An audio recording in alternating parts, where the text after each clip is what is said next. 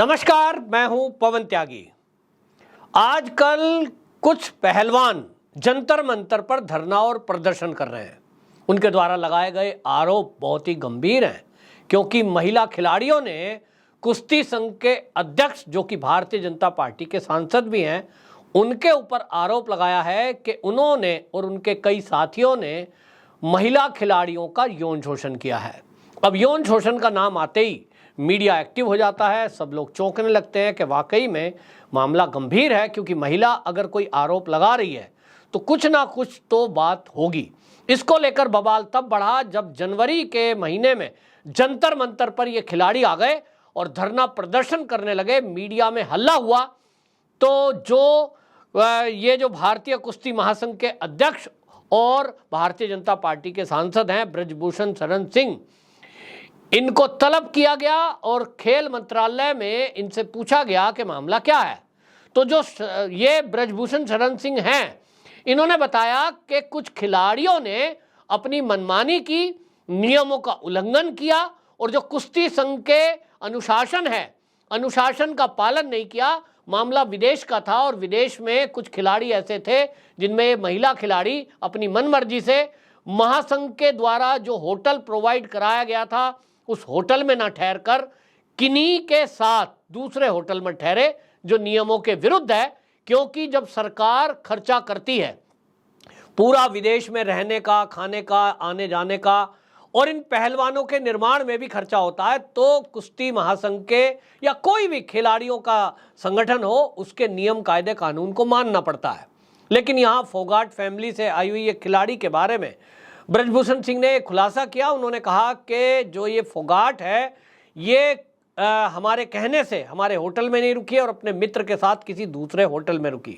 दूसरा, कुश्ती और कबड्डी में या कोई भी खेल होता है तो आप देखते हैं खिलाड़ी जो है एक टी शर्ट पहनते हैं और एक टी शर्ट स्पॉन्सर होती है, यानी किसी ना किसी कंपनी का इस पर नाम छपा होता है विज्ञापन के तौर पर, और वो कंपनी उस फेडरेशन को करोड़ों रुपए उस एवज में देती है। उसी पैसे से वो खिलाड़ियों का मेंटेनेंस, रखरखाव, खर्चा, उनका खाने पीने का व्यवस्था, पूरा ये सब उसी से निकलता है। ब्रजभूषण सिंह का कहना है कि जो ये सुनीता फोगाट है, ये अपनी मनमर्जी से एक टी शर्ट पहन करके गई जो हमारे फेडरेशन के द्वारा प्रोवाइड नहीं कराई गई थी। और इस पर आपको बताएं विवाद खड़ा हुआ और विवाद में जो खिलाड़ी हैं उनका कहना कुछ हो रहा है। वो कहते हैं कि ये मनमानी करते हैं और जो कुश्ती संघ महासंघ के जो अध्यक्ष हैं ब्रजभूषण शरण सिंह, ये अपमान कर लेते हैं खिलाड़ियों का। ये सब बातों के अलावा जो 7 महिला खिलाड़ियों ने आरोप लगाए वो बहुत गंभीर हैं, संजीदा हैं। इसको लेकर के जब धरना प्रदर्शन हुआ तो मोदी सरकार एक्टिव हुई और जो खेल मंत्री हैं अनुराग ठाकुर, उन्होंने बाकायदा इस मामले में खुद इन सारे खिलाड़ियों को बुलाया और इनसे बातचीत की। इसके बाद एक कमेटी का गठन कर दिया गया और वो 6 सदस्यीय कमेटी बनाई गई, जिसका जो अध्यक्ष है मेरी कॉम को बनाया गया, जो कि एक महिला है और एक बहुत प्रसिद्ध खिलाड़ी है। इस मामले में आपको बता दूं कि ये तय किया गया कि ये जो सारा मामला है, खिलाड़ी एक एक करके अपना बयान दर्ज कराएंगे। महिला खिलाड़ियों के साथ जिन्होंने यौन उत्पीड़न का आरोप लगाया है वो अपना ये बयान सारा देंगे। उसके बाद कमेटी जांच करेगी। और इसमें आपको बता दूं जो इसकी अध्यक्ष थी कमेटी की वो मेरी कॉम थी। और इसके अलावा आपको बता दूं कि इसमें 21 जनवरी को एक कमेटी बनाई गई थी जिसमें 7 सदस्य शामिल किए गए थे मेरी कॉम के अलावा। इसमें बॉक्सर मेरी कॉम, तीरंदाज डोला बनर्जी, बैडमिंटन प्लेयर अलकानंद अशोक और फ्री स्टाइल कुश्तीबाज योगेश्वर दत्त, भारतीय जो वेट लिफ्टर थे महासंघ के अध्यक्ष सहदेव यादव, और 2 इसमें वकील भी शामिल किए गए ताकि इस मामले में कानूनी पहलुओं के हिसाब से वो बात कर सकें। ये जो कमेटी थी, इस कमेटी में जिसकी अध्यक्ष मेरी कॉम खुद एक खिलाड़ी हैं और महिला भी है, उन्होंने ये कमेटी की जो रिपोर्ट दी, इस रिपोर्ट पर बाकायदा ये जो धरना प्रदर्शन करने वाले खिलाड़ी हैं, जिसमें विनेश फोगाट है, गीता फोगाट है, जिसमें आपको बता दूं बजरंग पूनिया है, ये सब लोगों ने उस पर हस्ताक्षर किए हैं। वो पूरी रिपोर्ट पढ़ी, उस पर हस्ताक्षर किए, लेकिन बाद में इनको किसी ने पता नहीं क्या सलाह दे डाली कि इन्होंने कह दिया साहब हमने तो वो रिपोर्ट पढ़ी ही नहीं है। आपको बता दूं ये सब चीजें करी गई तो बजरंग पूनिया अपने बयान से पलट जाते हैं और वो कहते हैं कि साहब इसमें बबीता फोगाट से जबरदस्ती साइन कराए गए। आपने रिपोर्ट पूरी समिति की देखी और उसके बाद हस्ताक्षर किए हैं, आप कह रहे हैं कि इसमें हमने पढ़ा ठीक से नहीं था, बाद में ये बयान पलट रहे हैं। इसी को लेकर के डाउट पैदा हो रहा है कि आखिरकार माजरा क्या है। आप देखेंगे धरने प्रदर्शन को जिस तरह से मीडिया कवर कर रहा है, इसमें ज्यादातर वामपंथी मीडिया आपको दिखाई देगा, और यहां धरने प्रदर्शन में जिस तरह से पॉलिटिक्स की जा रही है, इससे आपको समझ आएगा कि माजरा क्या है। असली माजरा जो खिलाड़ी कह रहे हैं, जिसके मामले में आपको बता दूं जो भारतीय ओलंपिक संघ है वो उसकी अध्यक्ष हैं पीटी ऊषा, और पीटी ऊषा खुद एक महिला है। वो ये कह रही हैं कि खिलाड़ियों का जो ये तरीका है धरने और प्रदर्शन का, ये समिति में जो इनको बात रखनी थी वो इन्होंने रखी, समिति ने इनकी बात सुनी, 14 बैठक हुई हैं एक के बाद एक, और इनसे 12-12 घंटे बैठकर बातचीत हुई है। ऐसा नहीं कह सकते कि इनकी बात नहीं सुनी गई है, लेकिन ये जिद पर अड़े हैं कि इस मामले में एफआईआर हो और ब्रजभूषण सिंह को फेडरेशन के अध्यक्ष पद से हटाया जाए। सवाल यह है कि ये ब्रजभूषण सिंह को क्यों हटाना चाहते हैं? यही राजनीति है, क्योंकि कहा यह जा रहा है कि हरियाणा के पहलवान अपने आप में आजादी चाहते हैं और अपना वर्चस्व चाहते हैं। वो ये चाहते हैं कि वो भारत में कुश्ती ना खेलें, डायरेक्ट इंटरनेशनल में खेलें, जबकि महासंघ ने जो कुछ रोक लगाई है उसमें ये आपको बता दूं साल 2022 में फेडरेशन ने ये एक नियम में परिवर्तन किया कि जो भी गैर सरकारी संगठन के पहलवान हैं, यानी प्राइवेट तौर पर अपनी प्रैक्टिस करते हैं, वो जो है यहां फेडरेशन में कॉन्ट्रैक्ट साइन नहीं कर सकते। उनको पहले सरकार के हिसाब से खेलना होगा। और इसके अलावा उन्होंने रोक लगाई पहलवानों पर कि यदि आप प्राइवेट किसी संगठन से जुड़े हुए हैं और वो जो है कॉन्ट्रैक्ट साइन करना चाहते हैं तो उसमें एक कंडीशन है कि आप अपना विदेशी कोच नहीं रख सकते, भारत का कोच रखना होगा, क्योंकि विदेशी कोच रखने में कई बार ये शिकायतें आती हैं कि विदेशी कोच जिस देश का है उस देश के खिलाड़ियों का फेवर करता है, वो भारत की आबो हवा के हिसाब से कोचिंग नहीं करता। फिजियो और विदेश में ट्रेनिंग, इस पर रोक लगाई गई। ये कहा गया कि सारी खिलाड़ियों की ट्रेनिंग देश में ही होगी, क्योंकि विदेश में ट्रेनिंग के नाम पर मोटा खर्चा होता है। और विदेशी टूर में देखा यह गया कि जो खिलाड़ी विदेशों में ट्रेनिंग के नाम पर जा रहे हैं वो वहाँ शॉपिंग कर रहे हैं, वो वहाँ घूम रहे हैं, यानी टैक्स पेयर का, गाड़ी कमाई का पैसा, फेडरेशन का पैसा, और उस पर खिलाड़ी मौज करें, इस पर रोक लगा दी गई। दूसरा, प्राइवेट स्पॉन्सरशिप पर रोक लगाई गई, जो खास यहाँ विरोध का कारण बन रहा है। यानी फेडरेशन ने कहा कि आप किसी भी प्राइवेट कंपनी से पैसे की डील कर लो और उसकी टी शर्ट पहनो, ये नहीं चलेगा।